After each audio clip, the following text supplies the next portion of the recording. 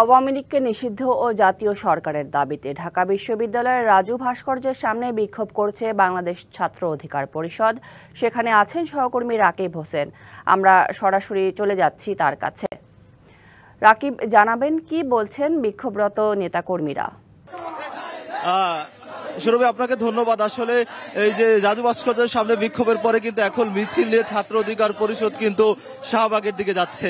ছাত্র অধিকার পরিষদের এই ব্যানার থেকে আসলে তারা হচ্ছে আওয়ামী লীগ সরকারকে আওয়ামী লীগের রাজনীতি নিষিদ্ধ এবং জাতীয় একটি সরকার গঠনের দাবি জানিয়ে আসছিলেন এবং তারা বলছেন যে জুলাই অভ্যুত্থানে যেসব গণহত্যা যারা জড়িত তাদের দ্রুত সময়ে বিচারের আওতায় আনতে হবে এবং এই যে গত 6 মাসের বেশি সময় বর্তমান সরকার দায়িত্ব পালন করেছে তাদের কর্মকাণ্ড নিজেদের ভিতরে পর্যবেক্ষণ করে কিভাবে আরো ভালোভাবে কাজ করা যায় সেই আহ্বান তারা জানিয়েছেন।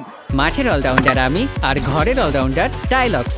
টাইলক্স টয়লেট ক্লিনার, ক্লিন মানেই টাইলক্স। আপনাকে আরেকটা একটু বিষয় আমি জানিয়ে রাখি যে এই বিক্ষোভ মিছিল থেকে ছাত্র অধিকার পরিষদের